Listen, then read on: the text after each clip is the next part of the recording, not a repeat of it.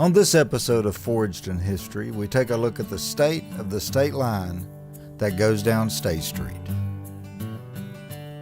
For a town the size of Bristol, we're known for many things.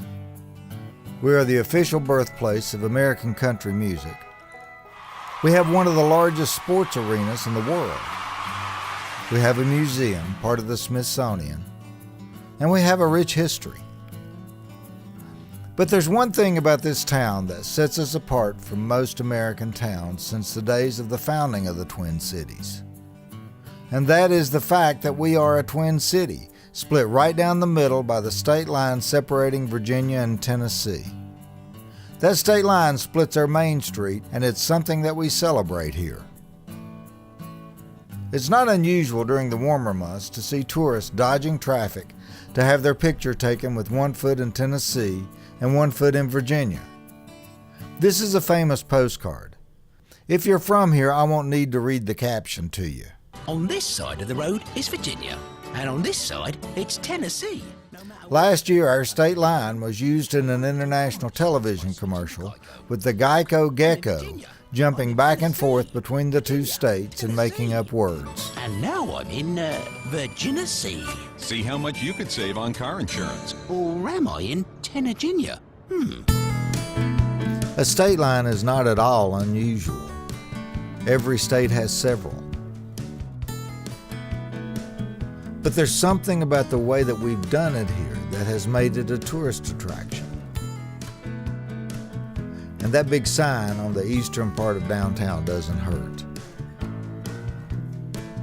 Even though the two separate governments answer to the state laws of a state and a commonwealth, the two cities of Bristol, Tennessee and Bristol, Virginia work together in a lot of ways.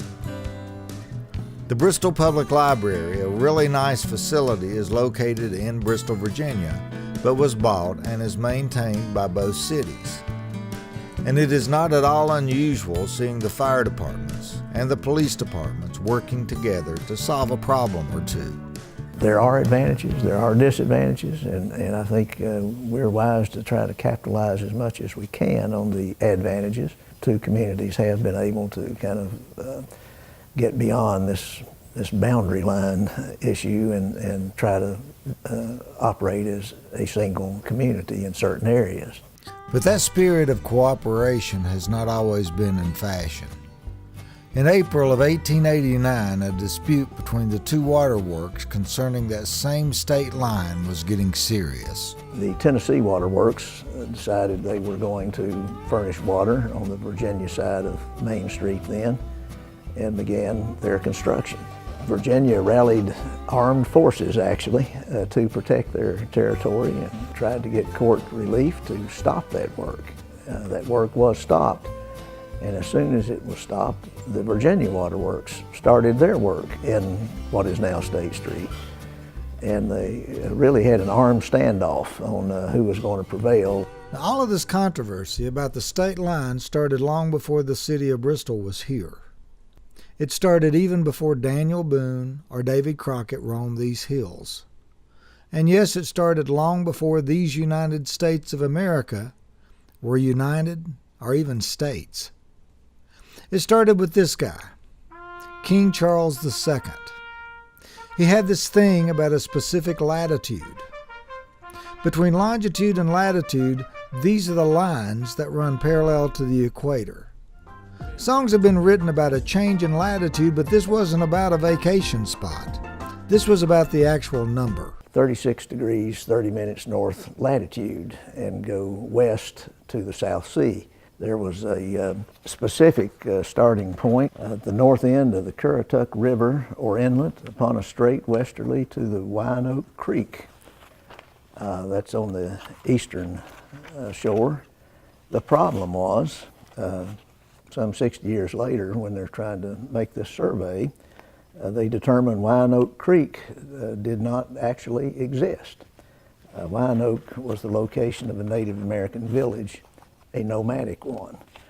The problem started even finding the starting point to run the survey westward. But 36 degrees, 30 minutes north latitude was the number that was chosen by King Charles II. The latitude at the current state line is 36 degrees 35 minutes, so the original colonial line is south of here, like way south of here. In fact, it's here, south of the Speedway, 6.12 miles into the state of Tennessee, goes all the way out into Holston Valley, includes Sullivan East High School, and almost all of South Holston Lake. And according to that original boundary set by the King of England, the entire city of Bristol, Tennessee would now be part of the state of Virginia. But the best laid plans by a king who's never even visited here often fail. At least they fail in this part of the country.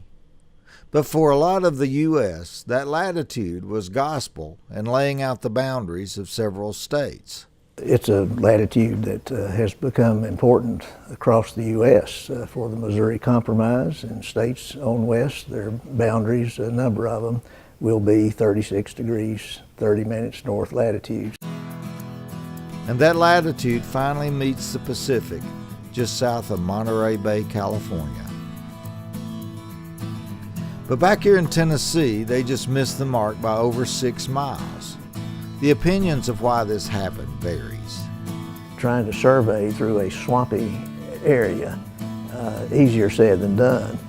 And once they got beyond that and started getting into more mountainous regions, the same thing occurred. It's easy to run a straight line in Kansas.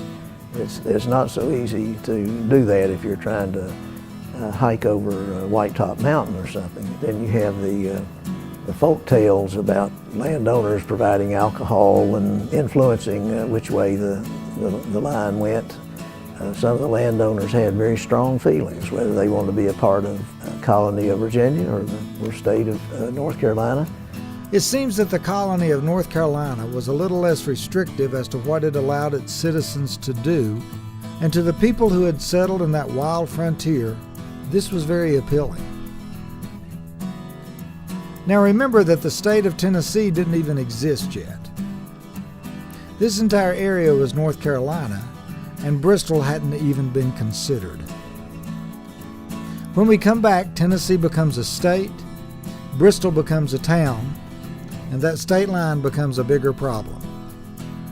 We'll be right back after these messages.